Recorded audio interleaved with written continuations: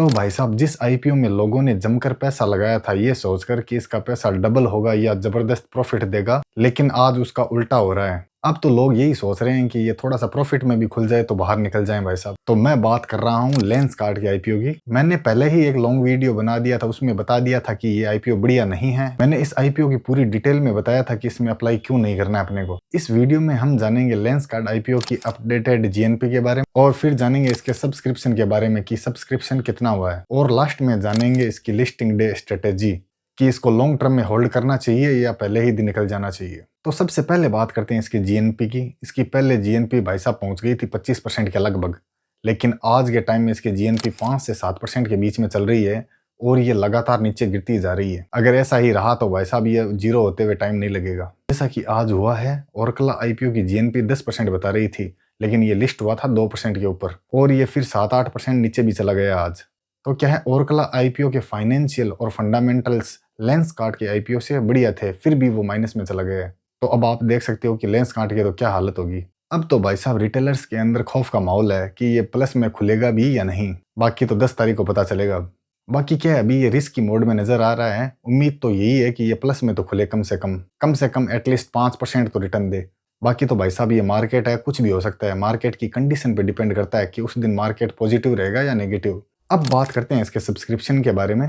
तो क्या है, ये आईपीओ टोटल 28 गुना ही सब्सक्रिप्शन हुआ है। अगर वैसे देखें तो कम ही है, मिनिमम कम से कम 70-80 गुना तो होना चाहिए था, तब मजा आता। रिटेल के अंदर 7.54 गुना और एनआईआई पोर्शन भी 18 गुना के लगभग सब्सक्रिप्शन हुआ है। तो क्या है, एनआईआई पोर्शन भी कम ही सब्सक्रिप्शन हुआ है। तो क्या है, बढ़िया आईपीओज में तो एनआईआई पोर्शन 50 गुना से भी ज्यादा सब्सक्रिप्शन होता है। अब बात करें क्यूआईबीज की तरफ से, तो क्यूआईबीज की तरफ से 40 गुना सब्सक्रिप्शन हुआ है। तो क्या ये देखें तो भी कमी है भाई साहब, क्योंकि एलजी के अंदर इतना बड़ा इश्यू साइज था, फिर भी क्यूआईबीज ने जमकर पैसा लगाया था, और ये एलजी की तुलना में तो भाई साहब आधा ही आईपी है, फिर भी क्यूआईबीज ने कम इंटरेस्ट लिया है। तो क्या है, ओवरऑल देखें तो इसका सब्सक्रिप्शन कमी है एलजी की तुलना में। और भाई साहब उस कंपनी से तुलना करना भी बेकार है, क्योंकि इसके फाइनेंशियल और फंडामेंटल बहुत ही वाहियात हैं। तो अब जानते हैं इसकी लिस्टिंग डे स्ट्रेटेजी के बारे में कि लॉन्ग टर्म में इन्वेस्ट करना चाहिए या पहले दिन ही बेच के निकल जाना चाहिए। तो पहले इसके फाइनेंशियल और फंडामेंटल का एक रिकैप ले लेते हैं। इसकी फेस वैल्यू बहुत महंगी है, ये ₹1 फेस वैल्यू पे आ रहा है, और भाई साहब इसके प्रमोटर्स की होल्डिंग भी आईपीओ आने के बाद में बहुत कम रह जाएगी, 17% के लगभग।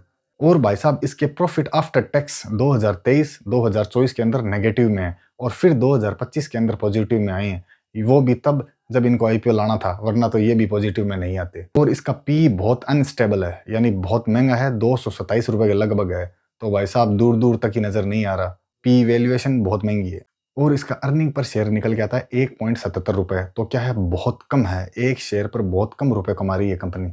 तो क्या है, ओवरऑल देखें तो नेगेटिव ही नेगेटिव है, ऊंची दुकान फीके पकवान। और मैंने लेंसकार्ट के आईपीओ के रिव्यू में भी बताया था कि ये कंपनी बिल्कुल भी स्टेबल नहीं है, इसके फाइनेंशियल और फंडामेंटल्स बहुत नेगेटिव है। अगर मैं मेरी पर्सनली बताऊं, अगर मैंने ये आईपीओ लगाया होता तो मैं भाई साहब बिल्कुल ही इसके अंदर लॉन्ग टर्म में इन्वेस्ट नहीं रहता, क्योंकि ये लॉन्ग टर्म के लिए बिल्कुल भी बढ़िया नहीं है। अब बात करें इसके शॉर्ट टर्म में, तो भाई साहब शॉर्ट टर्म में कोई भी फिक्स नहीं है ये आईपीओ पॉजिटिव में खुलेगा भी या नहीं, क्योंकि जिस हिसाब से इसकी कंडीशन चल रही है कोई जरूरी नहीं है कि ये प्लस में खुले, नेगेटिव में भी खुल सकता है। तो अगर भाई साहब पहले दिन ये पॉजिटिव में खुले तो निकलने में ही भलाई है। कभी कभी क्या है, इन जैसी कंपनियों के शेयर मैनिपुलेट भी किए जाते हैं, फाइनेंशियल और फंडामेंटल बढ़िया नहीं होते, फिर भी ये शेयर क्या है 20% 30% तक रिटर्न दे देता है। क्यों दे देता है कि बड़े इन्वेस्टर के द्वारा एक बार इसको ऊपर चढ़ाया जाता है, और फिर भाई साहब जब ये नीचे आता है तो हालत होती है खराब रिटेलर्स की। अब आप लेंसकार्ट के आईपीओ के अंदर क्या करेंगे वो मुझे कमेंट में जरूर बता दीजिएगा, और ये भी बता दीजिएगा कि आपको कितने लॉट मिले हैं और आप इसको होल्ड रखेंगे या सेल कर देंगे। बाकी आपको अपने डिसीजन आपके रिस्क और एनालिसिस के आधार पर लेने हैं। ये वीडियो ओनली एजुकेशन पर्पज के हिसाब से। अब आपसे मिलते हैं अगले वीडियो में। धन्यवाद।